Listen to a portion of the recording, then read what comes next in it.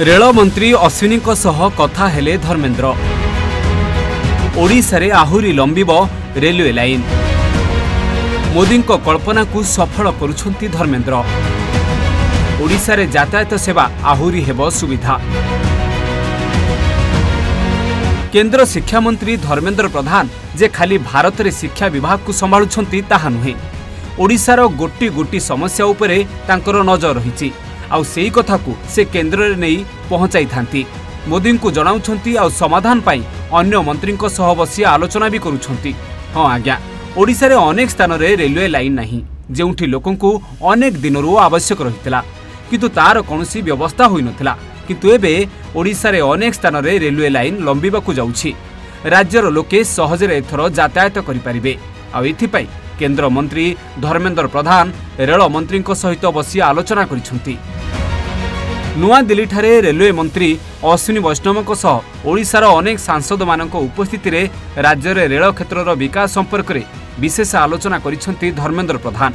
माननीय प्रधानमंत्री नरेंद्र मोदींकर पूर्वोदय कल्पना रे ओडिशा को अग्राधिकार देई रेल भित्तिभूमि सुदृढ़ करिबा पाई डबल इंजिन सरकार लागि पड़िछि। आए भितर रेल मंत्री और शिक्षा मंत्री धर्मेन्द्र प्रधान आलोचना करिसंती आगुकू केमिति ओडिशा रे रेलवे लाइन आहुरी बढ़िबो।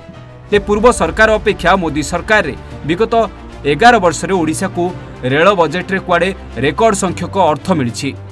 तेबे आज ही बैठक रे झारसुगुड़ा बारकोट रेलवे लाइन, अनुगुल तालचेर नुआ railway line, Bargarh road Nuapada road Raipur rail line, Talcher Bimlagarh rail line, बहु प्रतीक्षित खोर्धा बलांगीर रेल लाइन, संबलपुर जरपड़ा तृतीय रेल लाइन और चतुर्थ रेल लाइन कार्य को त्वरान्वित करने सह जरपड़ारू तेंतुलई मध्य देई बुढ़ापंक पर्यंत आउट कोल कॉरिडोर करिवार कल्पना उपरे आलोचना होईछि।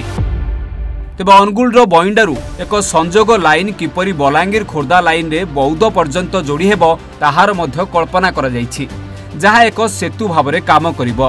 प्रस्तावित तालचेर गोपालपुर रेल लाइन अनुगुल ढेंकानाल कटक नयागढ़ एवं गंजामर आस्का अंचल को संजोग हेले ओडिशार रेलवे नेटवर्क सुदृढ़ हेबो एवं लोक माने सहजरे यातायात करि परिबे।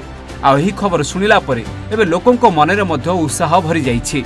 तेबे धर्मेन्द्र प्रधान कहिसंती ओडिशार कोयला उत्पादनकारी अंचल गुड़िकरे नागरिक सुविधा और रेल परिवहन को विशेष भाव में प्राधान्य दिया जाइछि। एही सब पदक्षेप द्वारा रेल लाइन कोयला उत्पादनकारी अंचलरू बंदर अंचल को जोड़ी हेबो। एहा द्वारा माल परिवहन सहजरे हेबो एवं ओडिशार द्रुत शिल्पायन रे मध्य अनेक सहायक हेबो एवं रेल भित्तिभूमि को मजबूत करने सहित विकसित ओडिशार लक्ष्य पूरण मध्य हेबो। कुआ जाइछि ओडिशार सामाजिक आर्थिक और पर्यटन क्षेत्र में मध्य प्रगति घटिबो।